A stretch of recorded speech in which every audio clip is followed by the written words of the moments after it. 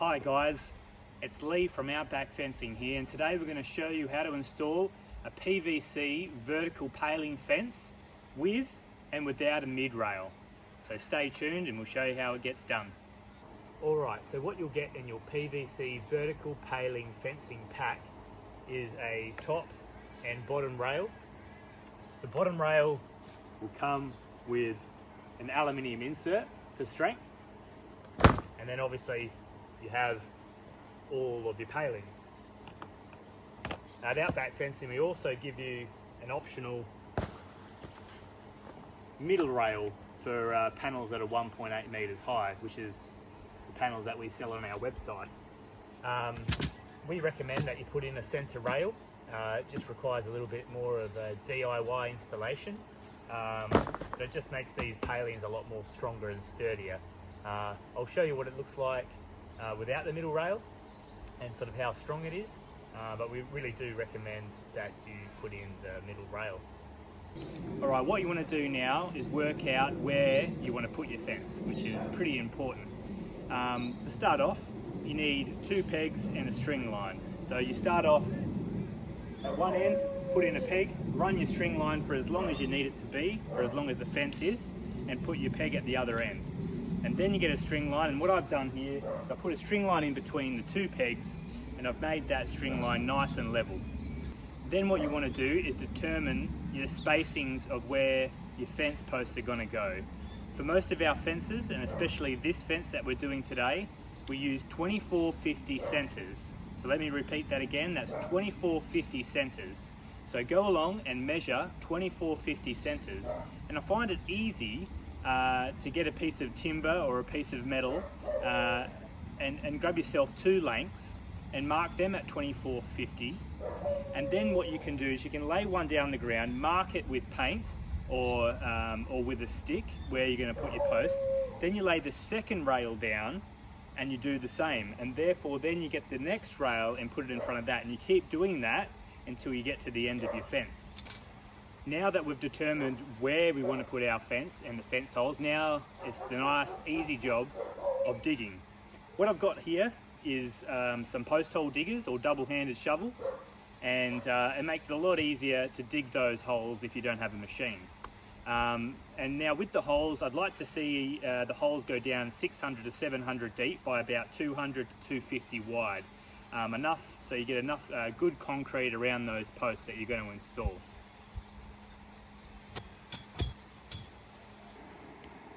Alright, so what you want to do now is what I like to do when I'm installing these type of fences is you've got your string line down to the level of your bottom rail of your paling, okay? So you want to get that string line really close to the ground as much as possible, because that's going to be the bottom rail of your railing. So then what I also like to do is then I like to get a measurement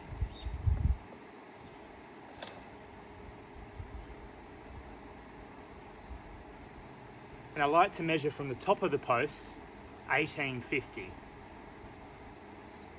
and just put a little mark there.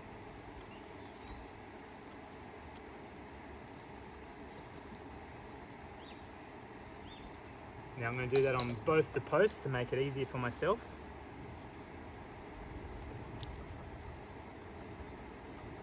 Pen's not very good.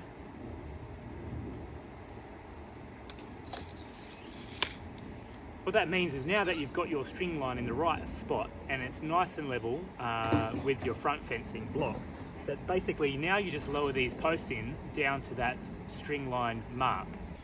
Alright, so what you want to do now is you want to plant your posts down into the ground and get it down to that string line level, the mark that you've just put on the post.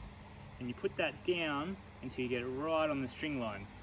Now, to do this, I actually find it easier to pour the hole full of concrete first.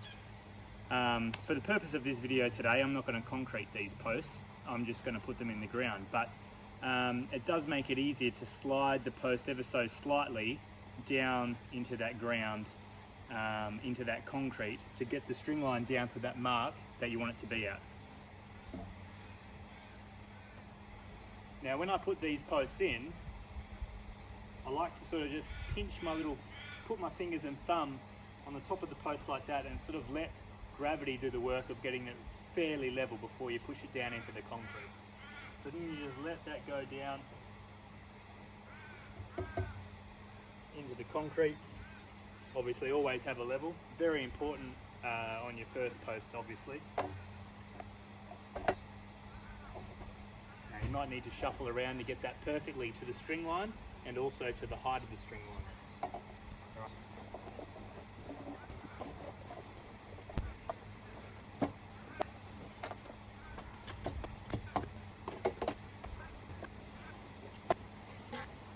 Alright, so what you want to do now is put in your second post and third and fourth and fifth posts. And to do that, mark the center of your post and then measure 2450 to the center of your other post. And this is where it comes in handy to have a stick cut at 2450. That way you can get it pretty much spot on every time. Right, now that you've concreted in your posts, it's time to go and put your fence together. So for the purpose of this video, we haven't concreted ours in, so the posts might have a little bit of flex in them, but be assured that yours will not if you've concreted them in. So what we want to do now is grab a bottom rail. Now the bottom rail is the one with the aluminium insert, which gives it strength so the fence doesn't sag under weight. Now to put these in is pretty straightforward. You basically push it in until it clicks in because it's got some little clips on the end of each rail. Now, they have them on the end of each rail, but if you get to a run and you need to cut your panel in half, that's okay. You can use our tag fencing tool to put a little tag on the end of the rail so it still clips into your post.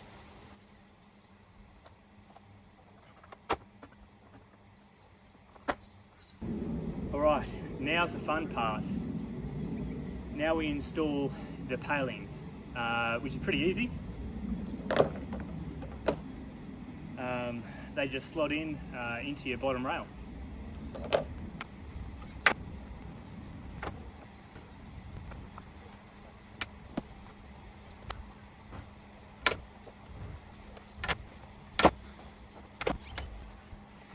Now for installations not using the mid rail, but we highly recommend that you do use a mid rail. But let's just say you like the look of the 1.8 meter high just with the top and bottom rail. Now we get to put in our top rail. Now this is a little bit tricky, but this is the hardest part of putting the fence together. But once you do one, you can do the rest pretty easy.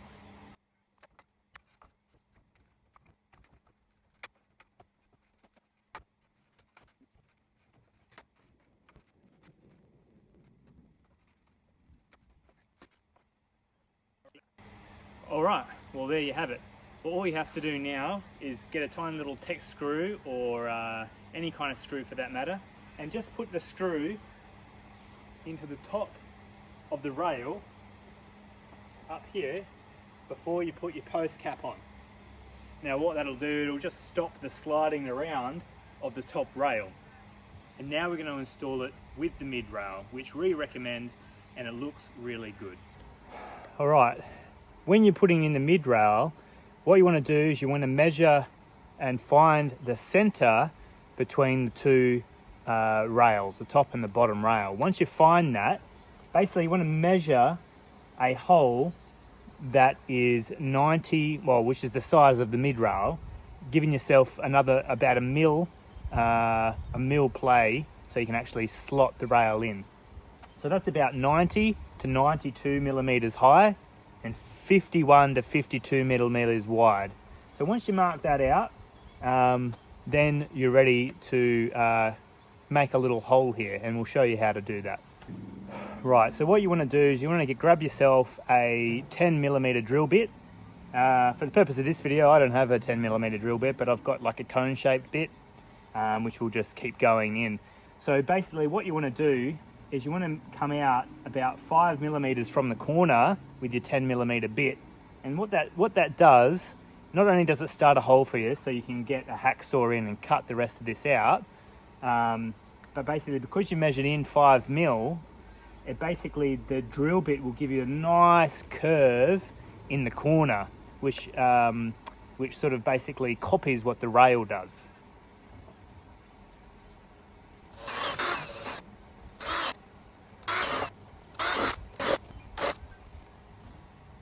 All right, well now you've got two options.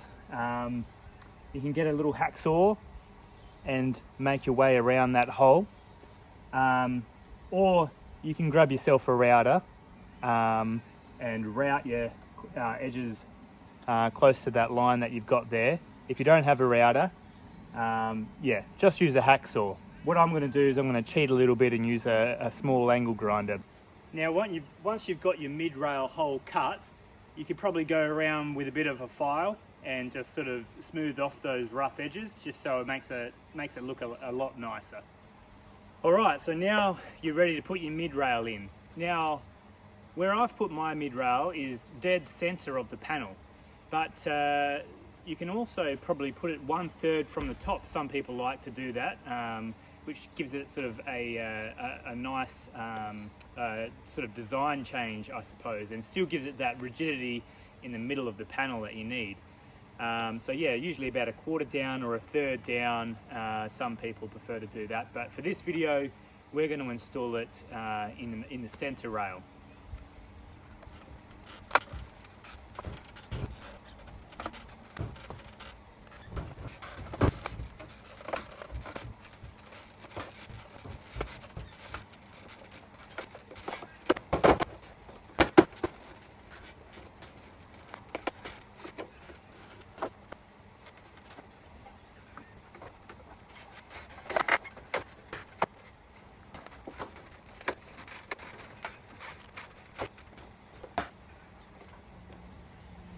All right, well there you have it. It's our PVC vertical paling fence fully installed. All we need to do now is whack in the post caps.